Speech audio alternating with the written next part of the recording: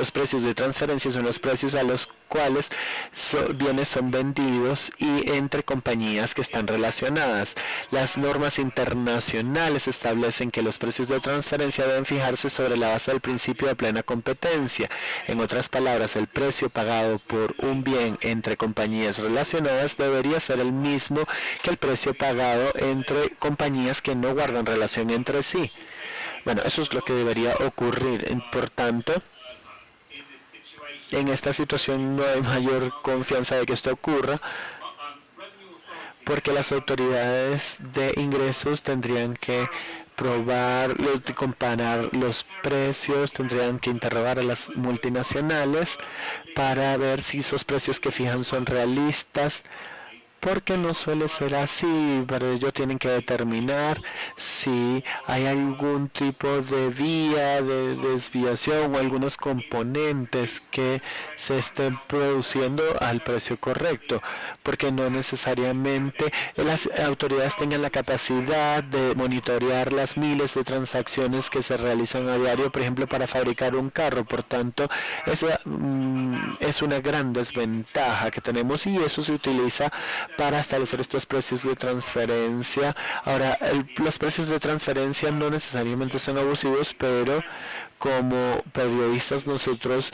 pudiéramos, si tuviéramos amistades en el campo de las autoridades tributarias, esto puede servir para ver cuál es la capacidad de las autoridades para hacer este tipo de monitoreo y cómo reducen el número de o cómo asignan personas para analizar estos precios de transferencia, ver cuántos casos las autoridades de impuestos han tomado y acciones han tomado contra las multinacionales. Si a alguien le interesa esto, hay un proyecto en el que estamos pensando, un proyecto internacional para realmente determinar cuál es la capacidad de las autoridades para abordar este tema. Y aquí es donde pueden ocurrir los abusos. Como les decía, las autoridades tributarias deben buscar productos comparables o componentes y evaluar si estos activos están a los precios, si tienen precios de transferencia justos.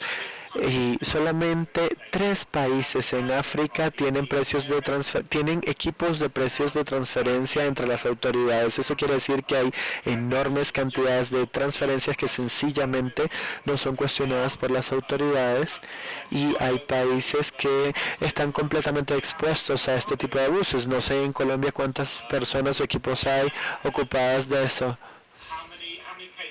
¿Cuántos casos han analizado al año? ¿Cuántas transacciones pueden evaluar? ¿Hay alguna pregunta?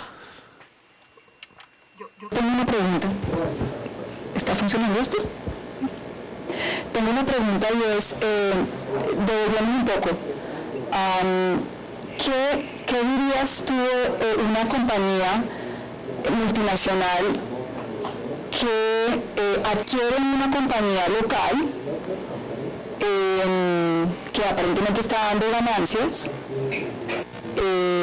y poco tiempo después empieza a reportar pérdidas casi todos los años, y además el rubro en el PIG, en el estado de resultados, el rubro del impuesto de renta y complementarios aparece en ceros durante varios años, o sea, aparentemente sin pagar impuesto de renta y complementarios, el impuesto a la renta. Estoy hablando del caso de Coltabaco porque estoy viendo aquí la serie histórica que reporta a la Superintendencia de Industria de Sociedades de 2006 a 2015, que es el último dato que tenemos. Y me llama la atención que entre 2010 y 2013 y en el año 2015 no aparece, al menos aquí en esta información, no aparece que hubiera pagos por impuesto de renta.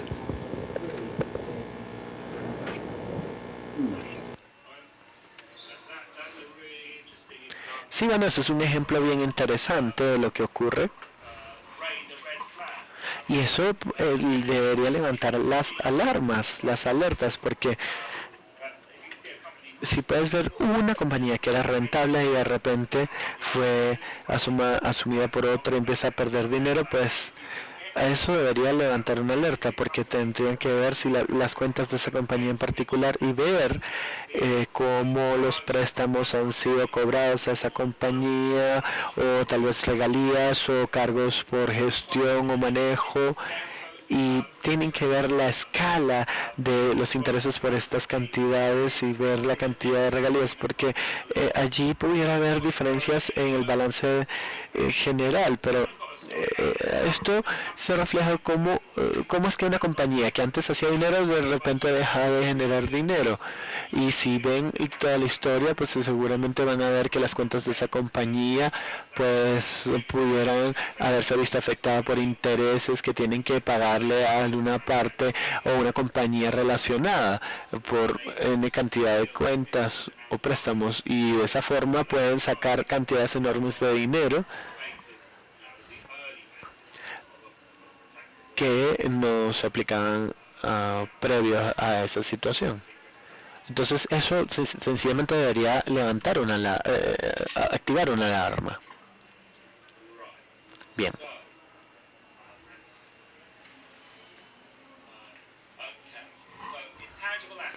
Bien, activos intangibles, que es un área clave en las que las compañías pueden utilizar para hacer transferencia de utilidades a través de propiedad intelectual o otras formas. La transferencia de utilidades utilizando activos intangibles puede ser muy difícil de detectar porque los márgenes pequeños pueden marcar una enorme diferencia y es muy difícil asignar un valor a una marca o a un logo, y esto puede ser muy fácil para una multinacional de justificar, porque puede haber una marca que la compañía matriz, no sé, por ejemplo, una cigarrera pueda cargar o una tabacalera pueda cobrar, digamos, al mercado al detalle colombiano, y la cantidad de dinero que cobra puede ser muy material y por tanto es difícil identificar cuánto es este dinero en las cuentas. Es decir, bueno, esto es lo que, digamos, el logo de Marlboro y su utilización cuesta.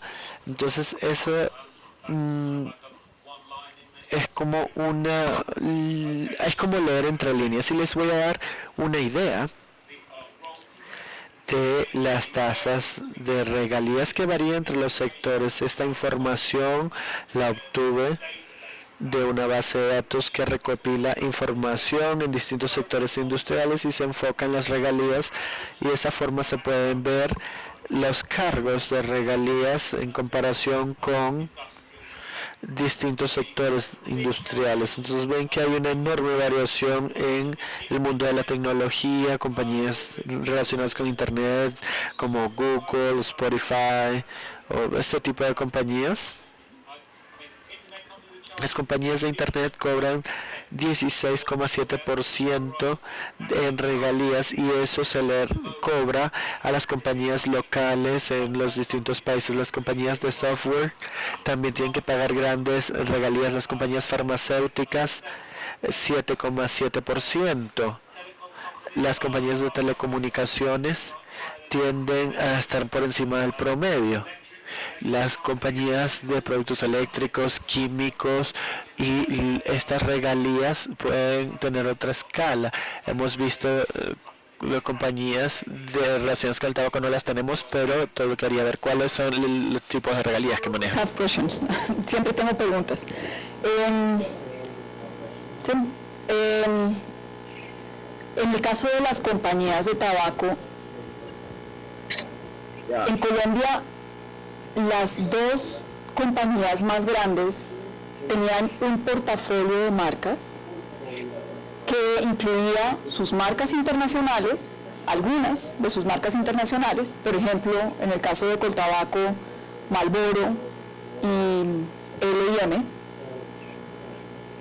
pero también tenían marcas nacionales, digamos, eran marcas que ellos ya habían adquirido, pero eran marcas de presencia únicamente nacional. Por ejemplo, Boston es una marca colombiana, digamos, pero que era propiedad de la Philip Morris. Lo mismo con British American Tobacco. Una cosa que pasó el año pasado, después de un alza bastante fuerte de impuestos, pues duplicaron el impuesto al consumo. Las dos compañías eliminaron sus marcas nacionales del portafolio y las reemplazaron por nuevas marcas que ellos ya tenían en el mercado internacional. Entonces, por ejemplo, Philip Morris empezó a comercializar Chesterfield, que no era usual aquí en Colombia, y British American Tobacco trajo Rothmans, que nunca la había traído aquí oficialmente, y eliminaron a las marcas colombianas. ¿Sería esto una posible explicación, esto que estás diciendo? Obviamente no tengo prueba de eso, pero siempre me ha llamado la atención por qué las dos hicieron esa jugada justo en el año en que subieron los impuestos.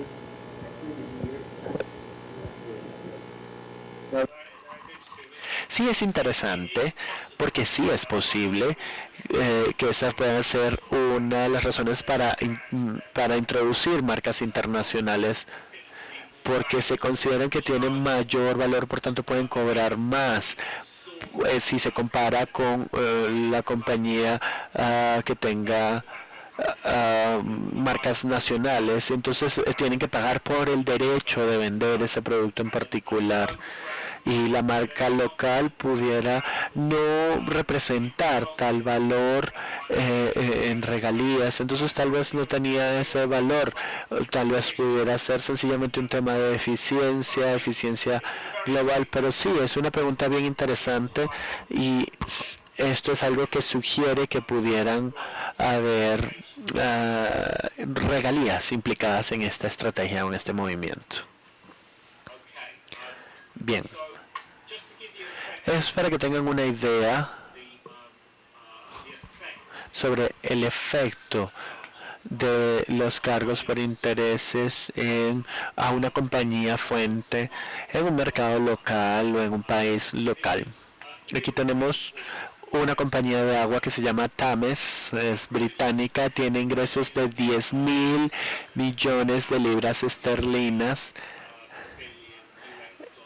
son unos 40 millardos de dólares estadounidenses, y es financiada, el 80% de la compañía es financiada con deuda, y esto está vinculada con una compañía predominante, una compañía matriz. La compañía es una compañía rentable que hace y genera ingresos antes de que se apliquen los cargos financieros de 650 millones de libras.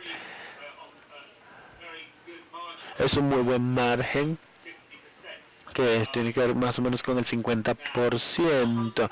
Luego, 400 millones de libras esterlinas, son unos 600 millones de dólares, son cobrados a esta compañía en intereses.